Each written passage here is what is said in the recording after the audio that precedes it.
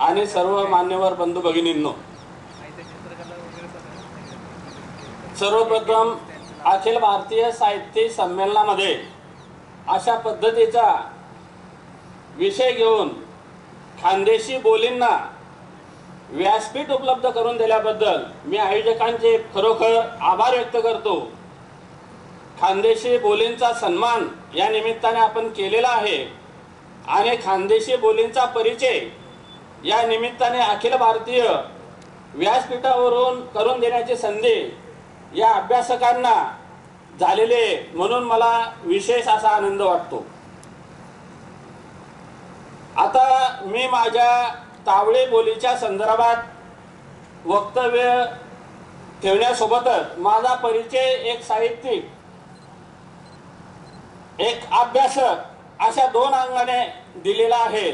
त्यामुळे साहित्यिक माझी जडणघडण, त्या बोलीमध्ये माझा काय वाटा आहे आणि एकूणच या अभ्यासकांनी, अगोदरच्या अभ्यासकांनी जे मतं इथे मांडलेली आहे त्या संदर्भातले माझे मतं काय आहेत हे सुद्धा मी आपल्याला सांगणार आहे।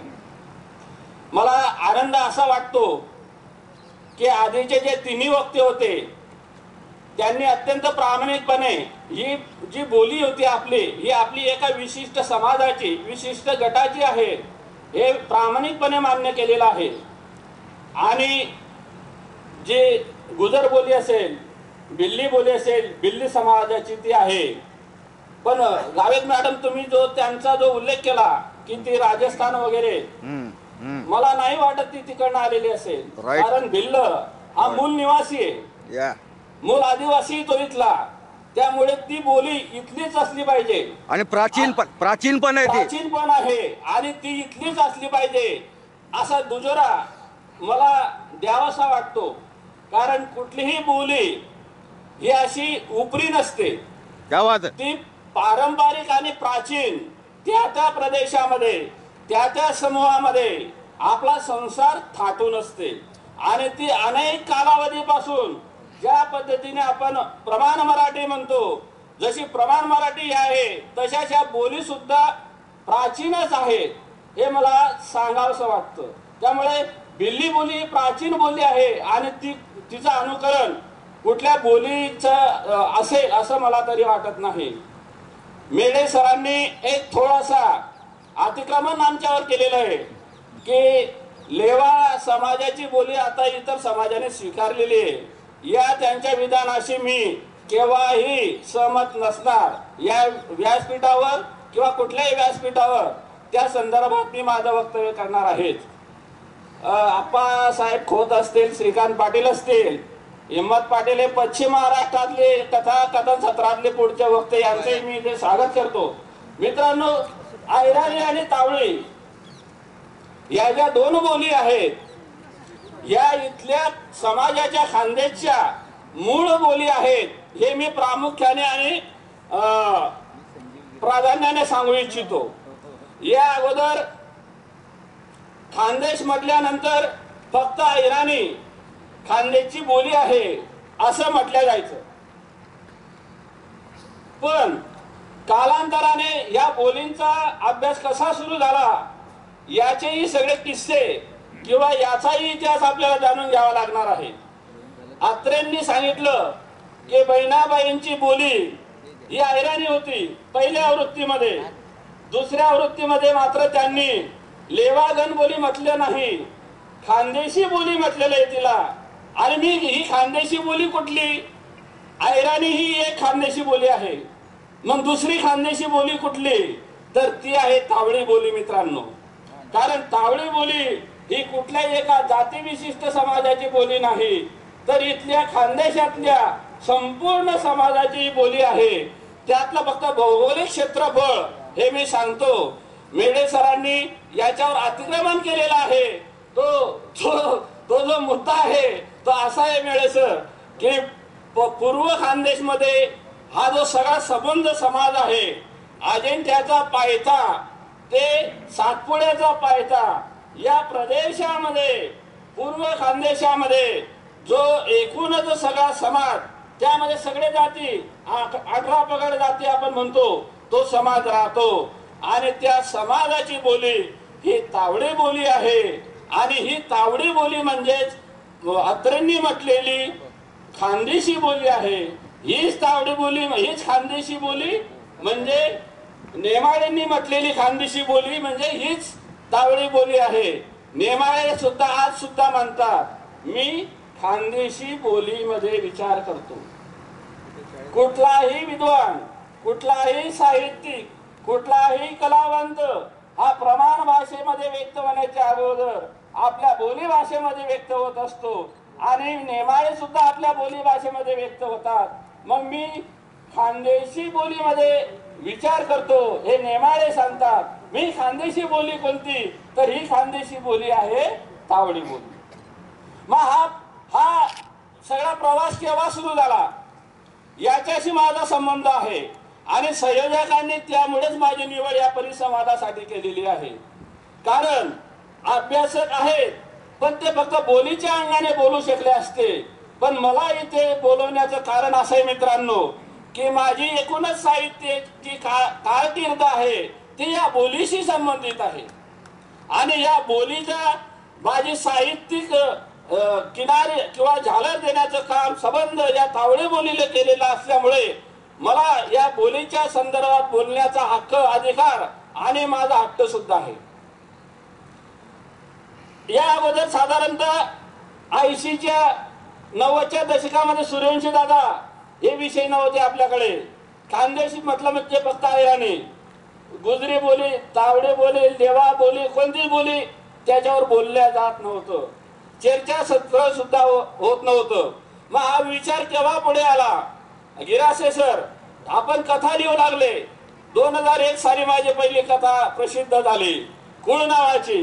वारा तात्या सोनार परीक्षक होते आणि त्यांनी माझी ही कथा 1300 कथांमधून पहिली निवडली. आणि वारा तात्या सोनारांनी असं व्यक्त केलं की हा जो लेखक आहे खानदेशातल्या बोलीचा अस्सल लेणं घेऊन लिहितो आहे हा व्यंकटेश माडगुळकर यांच्या निधनानंतर मला त्यांची आठवण होते आहे त्यांचं या नव्या लेखकाचं लेखन वाचल्यानंतर. आणि तो त्यांनी माझा संदर्भ व्यंकटेश माडगुळकरांशी जोडला आणि मला तिथे स्पष्ट झालं की अरे आपण जे लिहिलं ते काहीतरी वेगळंच आहे. आणि संबंध महाराष्ट्रामध्ये या माझ्या कथेची चर्चा होऊ लागली. मी जो लिहितो आहे माझी कथा या कथेने आप्पासाहेब खोत यांनी लक्ष वेधलं, हिम्मत पाटीलने माझं लक्ष वेधलं, श्रीकांत पाटीलने माझ्या कथेचं लक्ष वेधलं. संबंध महाराष्ट्रातून फोन यायला लागले की सर ही काय छान बोली, ही कुठली बोली तुमची, ही काय समाज, एक समाज वास्तव काय असे बाबाराव मुसळे सर इथे हे संबंध महाराष्ट्रातून या लेखनाचं स्वागत व्हायला लागलं. आणि मला विचारणा व्हायला लागली की बाबा ही कुठली बोली. मग मला एक साक्षात्कार झाला की मी हे जे करून बसलो हे काहीतरी आगळं वेगळं आणि ऐतिहासिक कार्य आहे. आणि एका वेगळ्या बोलीचा खजिना जसं बहिणाबाईंना आत्रेंना बहिणाबाईंच्या रूपाने सोन्याचा अंडा सापडला तसा मला माझ्या त्या बोलीच्या रूपाने मला सुद्धा सोन्याचा अंडा सापडला. आणि या तावडी बोलीचे मोहर तिचे सगळे लक्तर अंगार घेऊन मी संबंध महाराष्ट्रभर फिरतो आहे. आणि या बोलीला संबंध महाराष्ट्रातील सारस्वतांच्या मुखावर स्थान मिळवून देण्याचं काम मी केलेलं आहे मित्रांनो. मग हे करत असताना सूर्यवंशी सर हा इतिहास आहे. आणि जेव्हा जेव्हा मी लिखाणात पदार्पण केलं वेगवेगळ्या ठिकाणी हे चर्चा केली, मुलाटे सर असतील, बोराडे सर असतील, राजेंद्र गावत सर असतील, महावीर लोंढे असतील, या सगळ्या दिग्गजांची चर्चा केल्यानंतर या सगळ्यांनी मला सांगितलं की तू जिथून आला, ज्या प्रदेशातून आला, ज्या भागातून आला, ज्या समाजातून आला, ज्या प्रदेशातून आला तिथला समाज, तिथलं बोली, तिथलं पर्यावरण घेऊन लिही आणि तुला साहित्यामध्ये उभं राहायचं असेल तर. आणि मी ते लिहिलं, ते घेतलं सगळं सत्व शोधून घेतल्यानंतर माझ्या समोर नवाच खजिना उदयाला आला. आणि मग अभ्यासकांनी प्रकाश सपकाळेंचं लक्ष वेधलं गेलं, डॉक्टर किसन पाटलांचं लक्ष वेधलं गेलं, CS पाटलांचं लक्ष वेधलं गेलं की हे काय. मग तेव्हा लक्षात आलं की मी कुठून आलो जामनेर मधून आलो, मी कुठून आलो, तावडी प्रदेशातून आलो, मी कुठून आलो, तावडी भूगोलातून आलो. मग मला जाणीव झाली, मग हा तावडी प्रदेश कोणता, तर तापी, सूर्यकन्या तापी. हा सूर्यकन्या तापीचा हा प्रदेश, तापीचा प्रकोप या प्रदेशामध्ये होतो. म्हणून प्रकोप करणारी, ताव देणारी, ताप भरणारी ही तावी. या तापी तीरावरच्या लोकांची ही बोली म्हणजे तावडी बोली. मग तो फक्त लेवा पाटीलच ती बोली बोलत नाही, तर ती बोली सगळा समाज बोलतो 18 पगड जातीचा. हे मला अभ्यासकांना आवर्जून सांगायचंय. मी कुठून आलो, मी आलो तावडी प्रदेशातून, जामनेरच्या खडकातून. ताव, तपाळ प्रदेश, दुष्काळ प्रदेश. मग या प्रदेशातून आमच्या या प्रदेशाला तावडे प्रदेश, तावडे बोली, तावडी माणसं हे सगळे मग समोर आलं. आणि मग ही बोली इथे अनेक वर्षापासून नांदते आहे, अनेक वर्षापासून वावरते आहे. आणि त्या बोलीचे आपण वाहक आहोत, इथला समाज तिचा वाहक आहे आणि त्या समाजाचे आपण प्रतिनिधी आहोत हे माझ्या लक्षात आलं. मग मी आता तुम्ही म्हणताय की याच्या भोवती हे सगळे गुंडाळतो आहे, तसं मुळीच नाही. माझ्या या अगोदर फार मोठा प्रदेश किंवा इतिहास या बोलीला सर आहे. ज्ञानेश्वर भावंडांनी ही बोली वापरली. CS पाटील दादा ज्ञानेश्वर भावंड इथे आले, सप्तशृंगी गळ त्यांचं मामकुळ किंवा कुलदैवत, ते या परिसरामध्ये फिरले.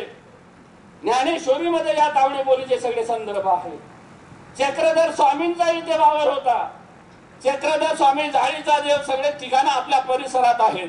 चक्रधरांच्या सगळ्या लीळांमध्ये, साहित्यामध्ये ही बोली आहे. मुक्ताईच्या अभंगामध्ये ही बोली आहे. संतांच्या, वारकऱ्यांच्या, संत परंपरेच्या सगळ्या या अभ्यासकांमध्ये, धुरीणांमध्ये या बोलीचा वावर आहे.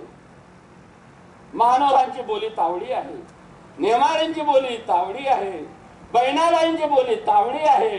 या मोठ्या व्यासपीठावर मी जबाबदारपणे हे विधान करतो आहे. श्रीराम अत्तरदेंची बोली तावडी आहे, नारखेळींची बोली तावडी आहे. आणि ते ही बोली कुठून पावागडवरून घेऊन आलेले नव्हते, इथून सगळी ती बोली त्यांनी घेतली, इथल्या प्रदेशातून घेतली, इथल्या मातीतून घेतली, इथल्या भूभागातून घेतली, इथल्या समाजातून घेतली. आणि हा समाजाचं देणं प्रत्येकाने मान्य केलं पाहिजे असं मी या निमित्ताने मानतो. या बोलीची वैशिष्ट्य किंवा इतिहास किंवा सगळ्या गोष्टी तावडे बोली नावाचं पुस्तक मी लिहिलेलं आहे. तावडी माती नावाचा प्रकाश सपकाळेंचा कविता संग्रह आहे. डॉक्टर प्रकाश सपकाळ्यांचं खूप मोठं काम होऊ घातलेलं आहे. म्हणजे त्याचं अभ्यासकाने जरूर आढावा किंवा संदर्भ घ्यावा. मी या सगळ्या प्रदेशाची, भाषेचा थोडासा आढावा फक्त घेतलेला आहे. या सगळ्यांना फक्त स्पर्श केलेला आहे. या प्रत्येक मुद्द्यावर यातलं लोकसाहित्य, वाक्प्रचार, लोकोक्ती, लिखित साहित्य मोठ्या प्रमाणात, विपुल प्रमाणात या बोलीने मराठी साहित्याला दिलेलं आहे. आणि त्याचे भरपूर असे दाखले मला देता येतील, ते अस्तित्वात आहेत. पण वेळेचं आणि एकूणच भान ठेवता मी इथे थांबतो. सर जीवनदृष्टीबद्दल 1 मिनिटात. जीवनदृष्टी, वर्ल्ड व्ह्यू काय म्हणतात मला? हा, जीवनदृष्टी.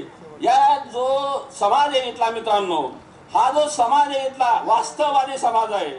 आणि वास्तववादी जीवनाकडे सकारात्मकतेने बघण्याचा, इथले जीवनाचा, इथल्या समाजाचा जो दृष्टिकोन आहे तो इथल्या बोलीने घेतलेला आहे.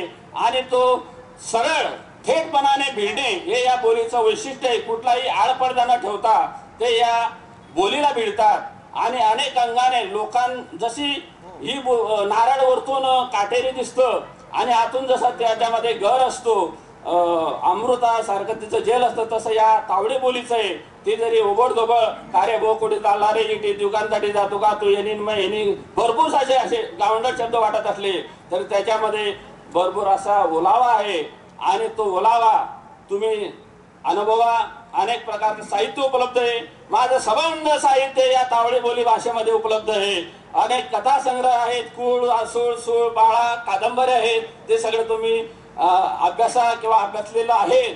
आणि त्या अंगाने म्हणजे अशोक कौतिक कोळी आणि तावडी बोली यांना वेगळं करता येऊ शकत नाही. हा जो सगळा सांबार आहे, हा जो सगळा शृंगार आहे, हा जो माझ्या बोलीने दिलेला आहे. आणि त्या बोलीचं ऋण मी खांद्यावर लिहूनच तुमच्यामध्ये वावरतो आहे. आणि या बोलीच्या ऋण घेऊनच मी आपली रजा घेतो आहे. धन्यवाद. सकारात्मक दृष्टिकोन हा मुद्दा चांगला मांडला. धन्यवाद सर. खरोखरच बोली भाषांमध्ये दम असतो आणि ते प्रत्येक बोली भाषेचा आपल्याला अभिमान असलाच पाहिजे. कारण आपण शिकून